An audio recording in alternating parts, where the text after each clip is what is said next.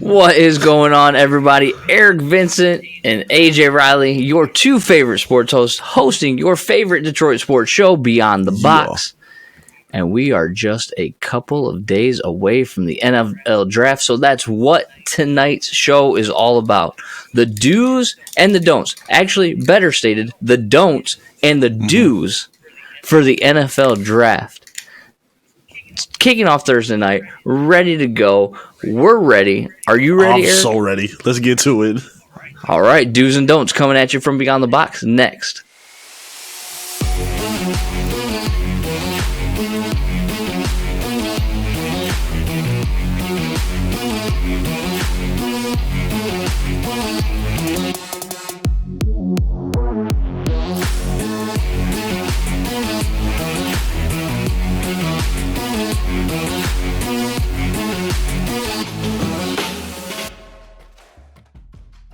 All right, so let's jump into our do's and our don'ts for the NFL draft. Now listen, we want to say right off the rip, and we need to make this known, Eric. It's going to be chaos.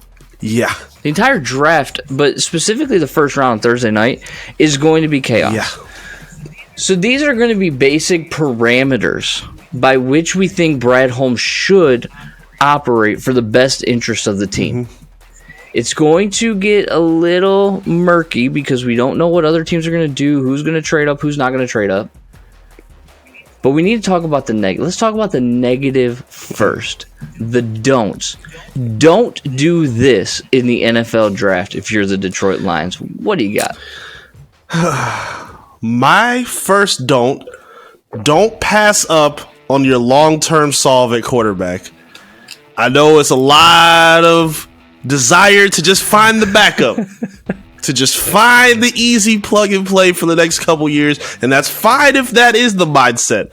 I just don't believe the Lions have to pass up on a long-term choice just to soothe for what they're doing in these next few years as they contend. The Lions are in a position where they're trying to win now, but you can stash some long-term solutions away, and if they're at quarterback, regardless of the round, even to me, you have the luxury, you have the resources to find that solve. So to me, the number one no is do not pass up that long-term solve at quarterback. Okay, so I'm going to go and rebuttal that by saying do not draft someone to stash in the first round. Boo! I figured that was good, but listen, like you did that last season. And you cannot continually just draft to stash in the first round because you're not going to have this type of capital again. You need players that are going to make an impact on the field this season with the first two picks. If you want to stash somebody from the second round, that's fine. Mm-hmm. But whatever you choose to do in the first round, and there's going to be more on that later, whatever you choose to do in the first round, do not draft to stash. And you mean that for any position, not just one specific at for this any point. Position. They have to be able to play in that spot. They need to be able to play that spot with whatever picks you use in the first round. They have to be able to make an impact on the field this season. I know you don't like that because that takes your guy AR. Exactly. Off the board, I don't like it. I think they have enough resources. Again, you have two number ones. You have two first round picks, 2 seconds. Maybe you can use one. They might not end up with two first rounds. They very well could, but you can use one of those as a draft and stash. I think they have enough affordability to do that with the depth that they have now and with the number of picks that they have already. You can draft and stash. I don't agree with that. I'm sorry. No, Why? Why draft and stash though? Because you have the ability to do it. You don't have to. Again, you would prefer. Yes, you would prefer for these guys to play right away if you draft them right away. Do they necessarily need to for a team that just finished above 500 and was competing for a playoff spot? I don't think so. I think they have the ability to stash regardless of the spot that they're in. Let me play devil's advocate for a second. We talked about J-Mo all last night, right? Go check out the live. It was a great show. If they wouldn't have drafted and stashed, which, okay, it's in the past. I'm not going to relitigate it. But if they trade up to 12 and take Devin Lloyd, an impact linebacker, a Kyle Hamilton, somebody like that, Do they miss the playoffs by a game? Is the defense as bad as they were the first 8 weeks? I mean, you could make the argument, maybe, but it depends on how quick they're caught up. Because again, what we saw with these rookies for the Lions was rare. We give them the credit, but it doesn't mean that we can give the credit for any other rookie to just step in and translate right away. That's so true. It maybe makes sense, but again, I'm not on the side where it looks like a mistake. Picking those rookies is the same guy that would be picking that rookie. That's very well true, and he has a good track record of doing so. I'll give him his credit. I just think you have to get somebody that's going to make an impact immediately. What do you got for number 2? Okay. Number 2, I'm going to say I don't want to see the Lions reach for a excuse me, let me start over. I don't want to see the Lions reach for a running back, not a receiver. I'll take that back. Sorry. I thought we had made so much progress. Nope, I'm still stuck in my ways. We were right. No. We were right on the precipice, and you just yanked it back. Everybody's screaming for Bijan. Everybody's screaming for a running back. And I don't know how this became the new sexy, position for this offense. I don't think you need it. It's only because of Bijan. That's probably the case. I don't want to see them do that. And to me, when I say reach, I mean as high as the first 3 rounds. I don't think you need to be reaching that high for a running back at this point. You really don't. There's some good talent lower in the end, in the 4th, and the 5th, and the 6th. You can wait. You don't have to reach and get the dynamic blockbuster of a Bijan. You don't need that right now. You just brought in a guy that could be a top 10, top 5, maybe top 3 if things work out perfect. I think you ride that out for this time. I don't think you need to reach for any of these guys. I'm not in love with Bijan the player. I know everybody else is. I don't think they need to reach for that, and I hope they don't come Thursday. Okay, well, I think you're insane, first of all, because I think he's arguably the best offensive weapon in this draft. Okay, in a position that you think is expendable, but okay. True, 100%. And I'm not saying that they should draft him. He falls to the 2nd round, though, which he's not going to. There's no chance. But crazier things have happened. Yeah. Okay. Do you consider that a reach there? In the 2nd round, if he's there, maybe. But I don't know. I just don't like the idea of that. I don't like the idea of taking him there and then you having, unless you're dealing Swift during the draft, I don't love it. Unless you're dealing Swift during the draft, I don't love the idea. Okay. That's fair. Okay, number 2 for me.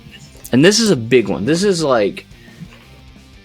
you said the thing about stashing somebody, so I actually flipped my order so that I could rebuttal you right away. But this is actually my number 1. Mm-hmm. Okay? Do not pick at 6. Do not pick at 6. We had a live draft where we made no trades. Or we had a live mock draft last night on our live. Go watch it. It was a disaster. You know why it was a disaster? Because we were picking at 6. Yeah, it's not fun. Worst case scenario happens. Now, I will make a small little caveat to this. The only way that you pick at 6 is if there's one name on the board. And it's Will Anderson. If Will Anderson is off the board and you were not able to move up to 3 to get him, you do not pick at 6.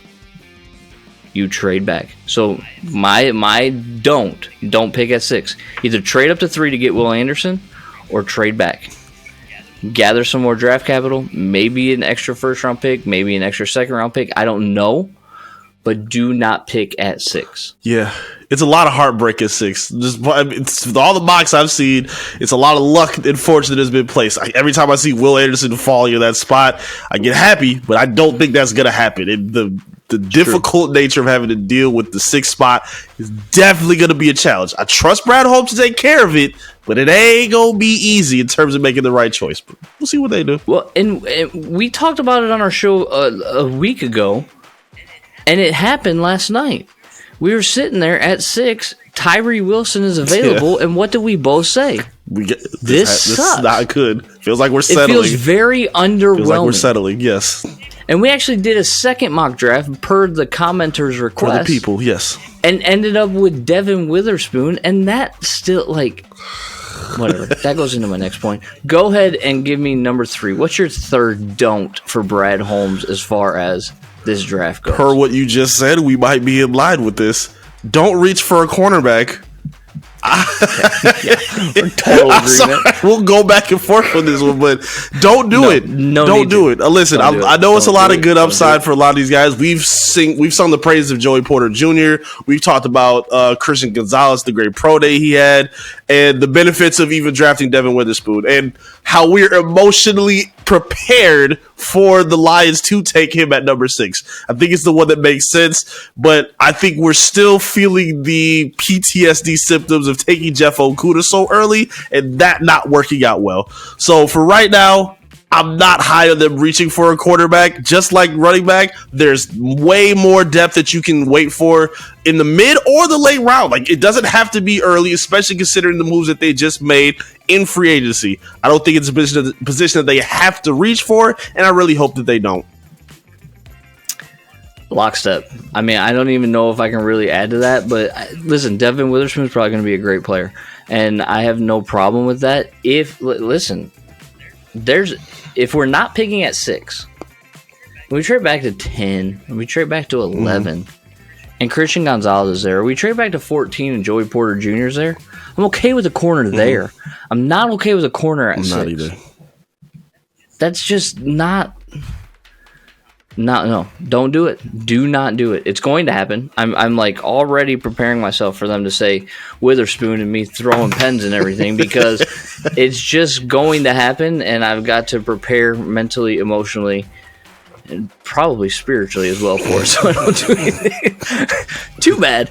But don't take a corner. If free agency they got 2 of the 3 guys that they got, I'd be okay with it. I'm like, okay, cool. It's still kind of a need. You still want to find somebody. At this point, you got 3 legit veterans that can swap it and like kind of hold things down with what they have. You don't need to be playing a corner or rookie that early and where they're at.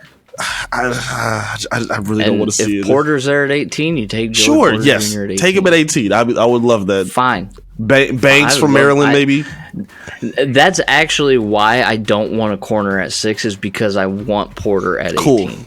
Like, Porter's the name that I want. I like Christian Gonzalez. I like Devin Witherspoon. Like Joey Porter Jr. Like, his dad is a maniac, right? I loved Joey Porter when he played for the Steelers. Awesome. He was so much fun. I want that in Detroit. I don't know. What do you guys think, though? As far as what are your don'ts for the Detroit Lions draft? Let us know in the comments. Make sure you've liked this video. Make sure you've shared this video so we can continue to build this Detroit sports community. But let us know, what are your don'ts? We gave you our 3.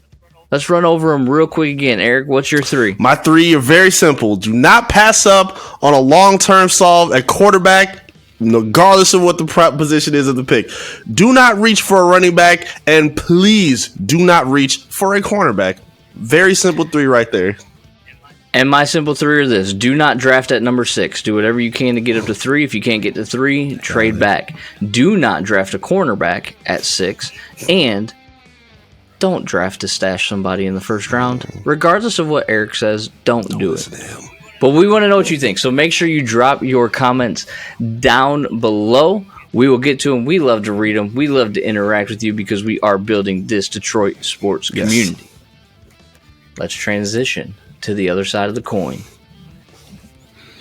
What do the Lions need to do, or what should they do during this draft? 3 things again. Eric, start us off. Okay, I'm going to go with kind of the inverse of what you said in terms of not staying at 6. To me, the do for that is speaking to their identity. So the do, stay the villain. Stay aggressive in this draft. Don't stay stagnant with what you have. I couldn't agree with you more. Again, sitting at 6 is the nightmare. Be aggressive and go up to 3.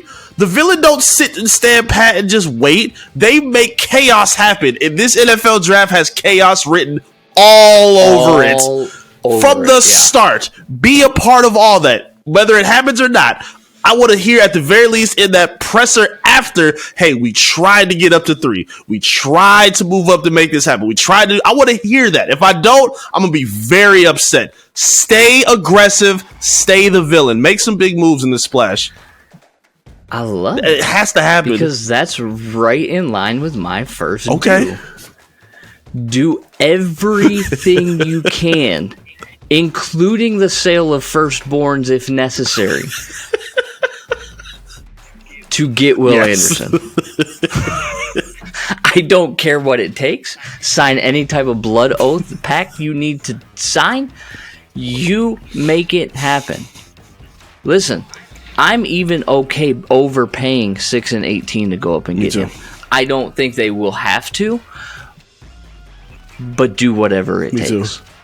Do whatever it takes to get 31 from the Crimson Tide wearing 31. Well, it can't because it's Kirby Joseph. 13 in the Honolulu. We'll work something out for him. We'll get him a number that works. Okay? We'll give him Okuda's number instead of J-Mo. Oh, man. That would be a nightmare. Oh, J-Mo. They were former teammates. They probably would be cool with You it. want to see J-Mo really be a diva?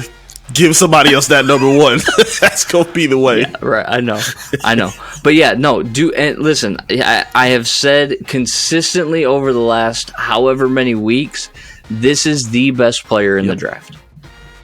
If this is the best player in the draft and you are the villain, whatever that means, because apparently nobody knows what it means outside of the building, but we make sweatshirts for it and they go viral, do whatever you can to get him on your team. Brad Holmes seems like a nice guy. He's done all the things that give the nice guy persona. The 27 is where you become that villain. It has to be, man. But you know what? He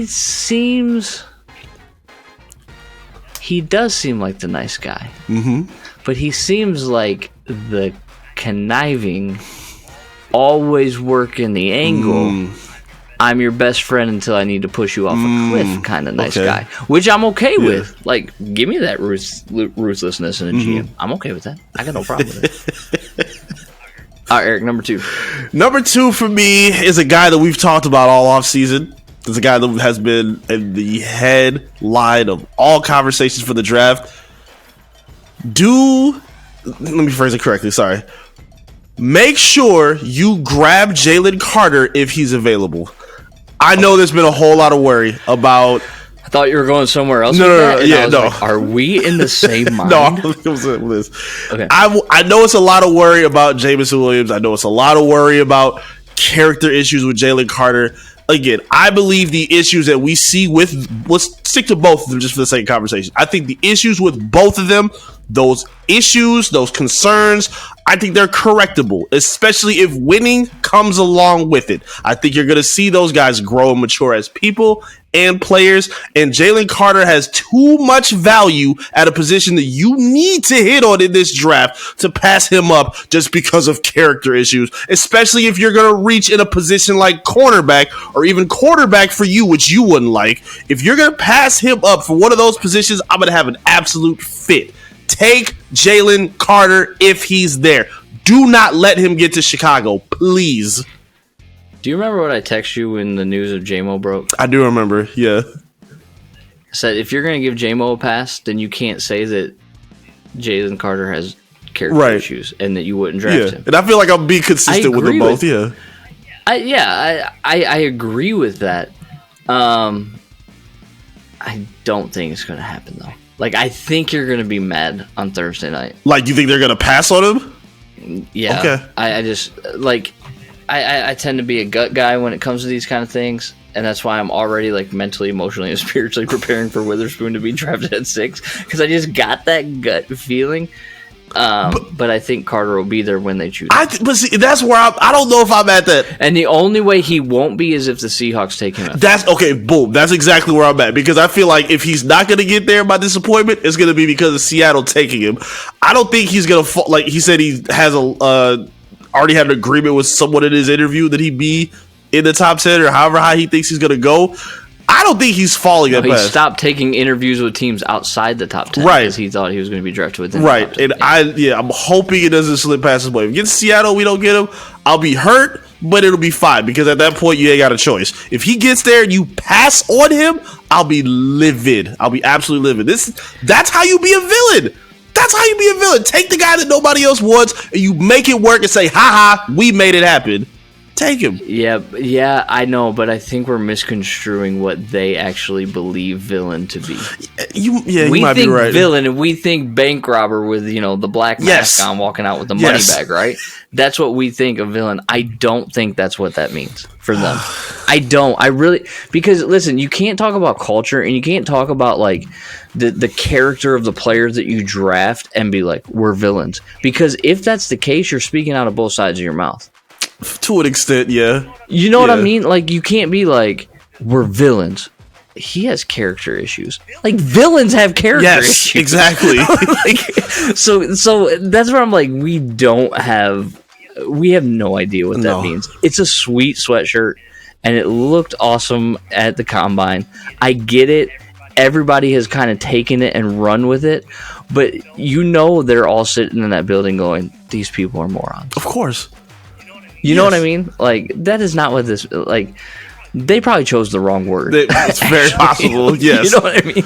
Because they can be a villain one of two ways at this point. It's either by drafting a villain or being a villain to your own fan base and taking somebody that we don't want at 6. Don't be that villain, Brad. We're going to see what kind of villain you talking about. Stick with Detroit versus everybody. Take Jalen Carter. Mold him into the star that we think he can be. Okay, so I have a number 2, and we're going to get to it, but I want to talk about the live draft show because there's all this excitement around the draft, and we have this huge show coming up on Thursday, Eric. It's going to be a treat for everybody. Talk to them about everybody. Listen, join us for our exclusive 2023 NFL Draft Live show where your favorite analysts, AJ, yours truly, and Dylan will be breaking down each first round pick as it happens, live and on the spot. We'll be reacting to all the drama, all the surprises, the jaw-dropping moments and craziness of the NFL draft coming up on Thursday. Because there's going to be a ton of jaw-dropping moments and drama and chaos, but we want you to be a part of that action too. So share your thoughts on the chaos, on the drama, react to it, and give us predictions live in the comments so that we can interact with you throughout the entire show. Don't miss a chance to engage with all the other Lions fans and your favorite Detroit sports host and Dylan from TikTok as well. The Lions have some things they need to do. They do. We've already talked about your 2. You got another one sitting in the barrel ready to go. Here's my number 2. Yep. Do everything you can to trade DeAndre Swift. Okay, talk about it. Which goes to your aggressiveness, which also goes to my do everything you can to not pick at 6. Do what you can to move Swift. Because then you create that, and I know you don't want to reach for a running back. You talked about that in the earlier segment. But if Swift is no longer on the roster, now you're free and the field is wide open. And you pair Montgomery, your RB1, with a home run hitter like Devin Achaney from Texas A&M. That's not bad. I can rock with that. And at that point, I mean, you want him out anyway. At that point, I'd be like you just said, I'd be okay with Bijan or whatever they do at that point because he's gone and you're opening up that opportunity, and then the dynamics is even better. Hopefully, they can stay more healthy than Swift did, but at this point, I feel like his time with the Lions is kind of sitting on life support at this point. Yeah, I can see him definitely being a trade piece at the draft for sure. If he's not traded at the draft, he will for sure be moved by the deadline. Yeah. Just like Hawkinson was. I can definitely see that. I'm with you on that. No doubt about that. That's a good one. No doubt about that. What do you got for number 3? Number 3 is extremely important to me. And I've been arguing with people on social media about this since last week, really. Find a starting caliber wide receiver and or tight end. We are in the same break. I love it. Yes. Number 3 for me was shore up wide receiver. High five. Give me some. Let's go. I love it. You need to. However, yes, but again, I'm going to go back to what I said last night. You don't do it before pick 50. Right, yes. You have your comfort of where you want it done. And I totally understand that. However, it is a need. Last season, this has been the argument they were top 5 without J-Mo before he even stepped on the field. Yeah, you also started off 1-6 around that time. And he wasn't a lot of pads. Yeah, there wasn't a lot of great games by God. He wasn't great in all those games. And at this point now, the expectations have risen. Last season, I just talked about this on the live. All we wanted to see from the Lions last season was see, can you compete? Can you survive the season? Can you put up watchable games, not make dumb mistakes, and grow as a young team? You accelerated all of that by the second half of the year. So at this point now, you got to elevate that roster. You can't come back in with Khalif Raymond and Tom Kennedy as your number 3. You just can't. I'm not trying to see that. Not even as a number 4, to be honest with you. So at this point, they got to find, to me, a starting caliber wide receiver and a tight end. I said this on the last two. It seems like the Lions don't value tight ends. And Dan Campbell is a former tight end. I don't get that. Find a comfort security blanket for Jared Goff. Find a couple more weapons to make sure this offense can compete in the NFC and take over that division.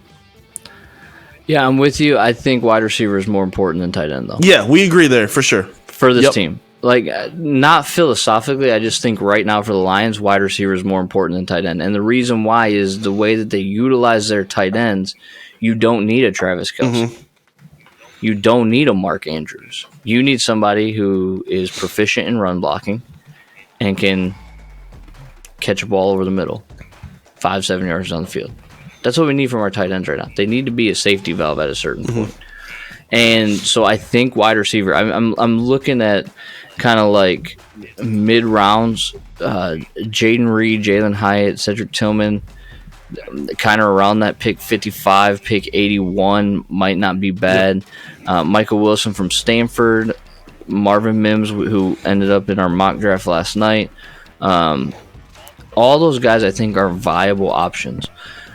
If you wanted to go with like a Nathaniel Dell from Houston, who's 5'8", I don't love it. We talked about this, right?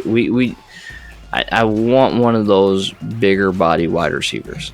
Yes. If you're going to shore up. I don't want another Khalif Raymond running around. I don't want anything like that because it's just not – I don't know. You can only have so many like 5'9" and under guys running around the field before they get covered up. It seems like it's a lot of them in the draft, too. Like, it's not a lot of 6'3", 6'2", 6'4" guys. Like, you got to be Megatron, but yeah, 5'8", 5'9", all that. I can't rock with that. And then on top of it, too, that's kind of where my emphasis is on tight end. So last season, we got away with the creativity of Ben Johnson to where you didn't have to use like the physical skill set of a tight end or a receiver to just outmatch somebody. You were able to out-scheme them, which is cool. But I feel like having a big body gives you the ability to scheme different. So I would like to see them find somebody that could be a little bit more consistent, whether it's Dwayne Allen or whoever else, late. It doesn't have to be early. It doesn't have to be the top 2 rounds. You don't have to do that. Late, get somebody that's reliable, that makes sense, athletic, that can be a run blocker as well. I want a good two-way guy. Find that. The Lions need that for this offense.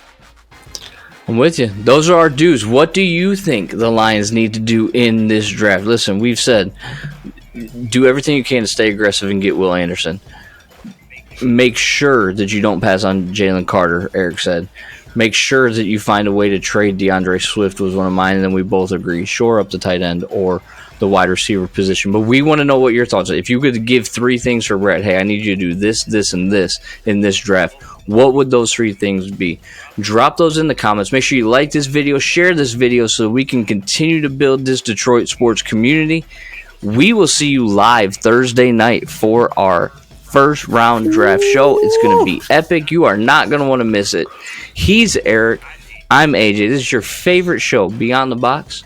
We will see you Thursday for the first round of the NFL Draft.